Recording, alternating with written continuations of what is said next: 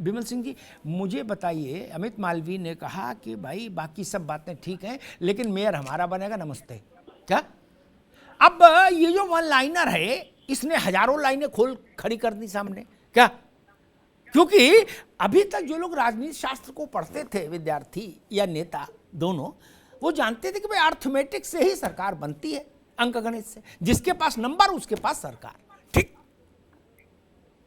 लेकिन अमित मालवीय ने जो आत्मविश्वास दिखाया है ट्विटर पर, उससे ये आम आदमी पार्टी वाले तो जो लड्डू मुंह में था वो भी पूरा अंदर नहीं ले पा रहे,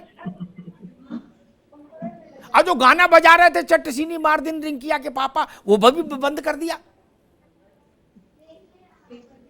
विमल सिंह जी, देखिए अमिताभ जी, मैं कहना चाहता हूं जी कि जनता ने अपना पूरा प्यार और आशीर्वाद जो है जिस तरीके से भारतीय जनता पार्टी को दिया और जिस तरीके से जीत आम आदमी पार्टी की दिखाई दे रही है सीटों में, मैं इस चीज़ को मैं एक्सेप्ट करता हूं कि हमारे अंदर जो है कोई कमी रह गई कि हम जनता के पास ना जा पाए, कि थोड़ी सीट हमारे पास नहीं आ पाई।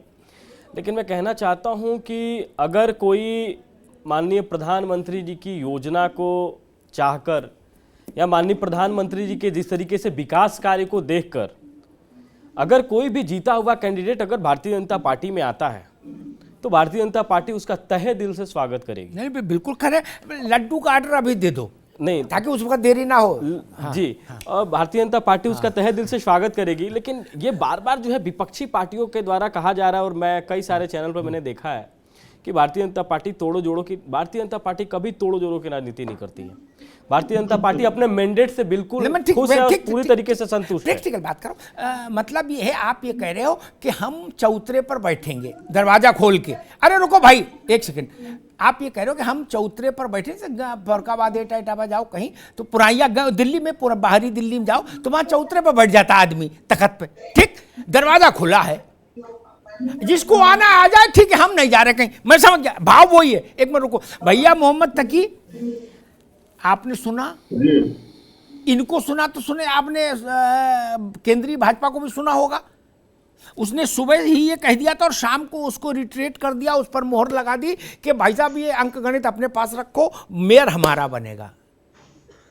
अब कैसे बनेगा ये आप समझो जी। अमिताभ जी, हम तो बीजेपी को पिछले 10 सालों से लगातार देते चले आ रहे हैं। बीजेपी जिस तरह से कार्य करती है, कार्य प्रणाली है, सबके सामने जाहिर है, कोई छुपा हुआ नहीं है। और भारतीय जनता पार्टी की इस तरह के बयानों से आम आदमी पार्टी न डरती है, न नर्वस होती है, वो लड्डू के साथ सबको अंदर निकल लेती है। तो ये अब बीजेपी जो है अपने आप को संतुष्टि दे, लेकिन हम भी यहाँ खड़े हुए, हमने नहीं, लेकिन भाई बीजेपी कह रही है कि अगर मोदी जी के विकास कार्यों से प्रभावित होकर मान लीजिए 10-20-50 पार्षद एकदम उनका आत्मा की आवाज पर इधर आ जाएं बीजेपी में, तो वो स्वागत करेगी। नहीं, आम आदमी पार्टी के विधायकों का भी स्वागत करने के लिए बीजेपी बहुत तत्पर है। वो चाहती कोई विधायक भी टूट के चले जाए, केजरीवाल की सरकार भी गिर जाए, पंजाब में भी कुछ हो जाए, लेकिन कुछ हो नहीं पा रहा है। और हमारे यहाँ कहावत कही जाती है, देहात में चबार के कहने से डांगर नहीं मरता, डांग मतलब जानवर। तो भारतीय जनता पार्टी जो सोच रही है उसे कहने से तब नहीं होगा। नहीं, मोहम्मद तकी, इसमें एक अंतर है, इसमें पंजाब और दिल्ली में और यहाँ में अंतर है। म्यूनिसिपल काउंसिल में, वहाँ दोनों हाउसेज में, विधानसभाओं में और संसद में एंटी डिफेक्शन बिल लागू होता है 100% without any forward. Delhi MCD में एंटी डिफेक्शन लॉ लागू नहीं है, यहां खुला है। तो खुला तो सबके लिए ना, बीजेपी से लोग आम आदमी पार्टी में आ सकते हैं।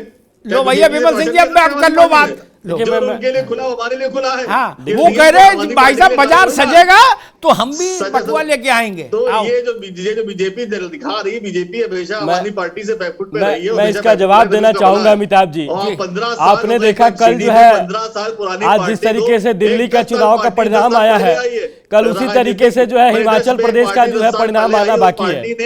मैं बता देना चाहता हूं TV9 उत्तर प्रदेश उत्तराखंड के माध्यम से जो भी हमारे दर्शक हमें देख रहे हैं, हिमाचल प्रदेश के पूरी की पूरी कार्यकारिणी की इकाइयां भारतीय जनता पार्टी को ज्वाइन कर ली।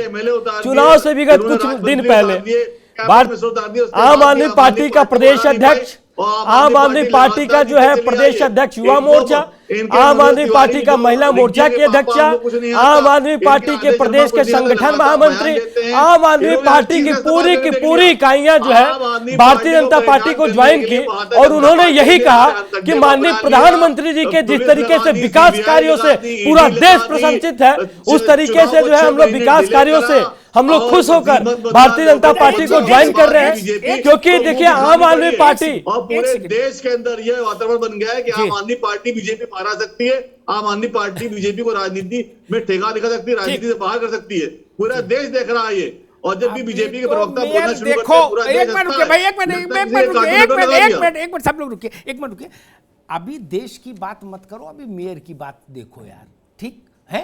मैं फिर कह रहा हूं अपने अपने घर में कुंडी ठीक करो और ताला लगा के रखो और जनेऊ बांधो चाबी, ताकि साथी रहे, ने बाद में रोते घूमोगे गली गली। मिश्रा जी, एक बात नहीं समझ में आई है कि जो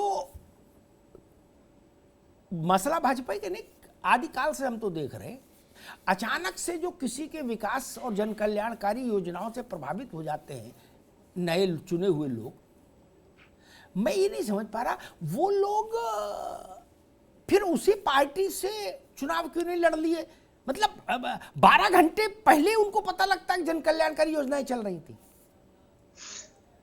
12 घंटे पहले अमिताभ जी उनको ये पता चलता है कि स्व कल्याणकारी योजना कौन सी पार्टी हाँ, में मतलब होगी। लड्डू किधर है, व्यवस्था किधर है, मैं समझ गया। हाँ, तो जन कल्याणकारी की तो बात छोड़ दीजिए, 12 घंटे पहले उनको पता चलता है कि स्व कल्याणकारी योजना कहाँ है, कौन सी पार्टी में होगी, जो सरकार बनाएगी उसी पार्टी में होगी। हाँ, वही होगा भैया, जिसमें मतलब सब कुछ मिल मिला के वो देख लेते हैं कि हमें कहाँ पद मिल जाएगा, कहाँ कुछ हो जाएगा, कहाँ किसी भी तरीके का टेंजेबल या इंटेंजेबल बेनिफिट। तो ये जो लोग एकाएक छोड़ करके भागते हैं ना, देखिए ये कोई आइडियोलॉजी वाले, मतलब आइडियोलॉजी में बिलीव करने वाले ये नेता या लीडर नहीं होते हैं।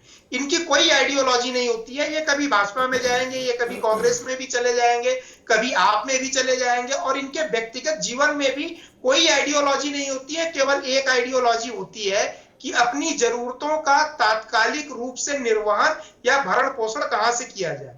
ये बड़ा सिंपल सा इसका एग्जाम्पल है सर। शबनम खान, एक बात और भी आती है, दिल्ली एमसीडी का ही मसला नहीं, मैं तो उत्तर प्रदेश में भी ऐसे बहुत उदाहरण देखे और अन्य राज्यों में देखे।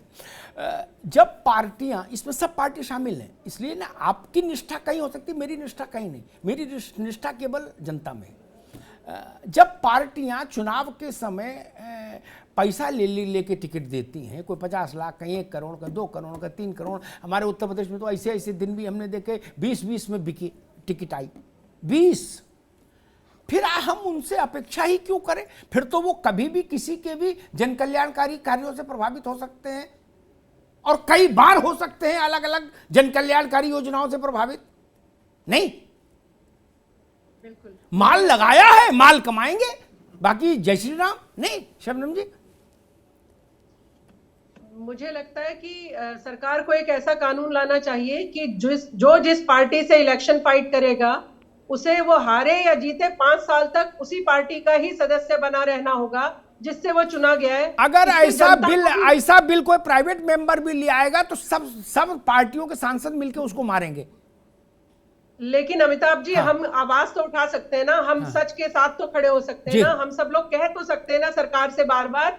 इसमें कोई पार्टी की बात नहीं, सारी पार्टियों को मिलकर बैठकर, ताकि जनता छला हुआ महसूस ना करे कि मैं तो कांग्रेस को वोट करके आया था चला गया, या बीजेपी में मैं तो बीजेपी को वोट करके आया था चला गया आप में। तो इसलिए एक ऐसा कानून लाना चाहिए, और मुझे लगता है प्रधानमंत्री जी हमारी जो मैं आपके माध्यम से आवाज उठा रही हूँ जरूर सुनेंगे और ऐसा एक जल्द बिल लाने की कोशिश करेंगे। मेरे भाजपा के प्रवक्ता भाई भी बैठे हैं। आवाज बढ़िया है, लेकिन ऐसी आवाजें नहीं सुनी जाती। इनको किसी को भी फर्क नहीं पड़ता है।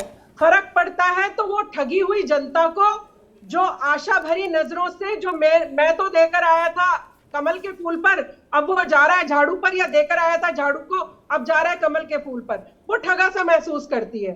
फिर ये काम करने का भी तरीका देखिए ना। अभी आपने ही बताया, और आम आदमी पार्टी का तो स्टिंग आपने देखे ही थे, 2 करोड़ रुपए में बिका टिकट। अगर 2 करोड़ में बेच कर आए तो फिर वो काम कहाँ करेंगे? और केजरीवाल जी तो फिर सिर्फ सिर्फ आप एक ही चीज पर बहुत साल तक नहीं जीत सकते हैं कि महिलाओं को मैंने बस में फ्री बिठा दिया। ठीक है, ठीक है शबनम, अभी इन योजनाओं पर चर्चा करने का मेरे पास न समय न मेरी इच्छा। अभी इन योजनाओं का कोई मतलब ही नहीं। अभी मतलब ये है कुंडी ठीक से लगी कि नहीं लगी। अभी आने वाले 72 घंटे में, अभी 72 घंटे में 72 घंटे, रुकिए भाई, ठीक है रुकिए, अभी आने वाले 72 घंटे में हाहाकार मचेगा।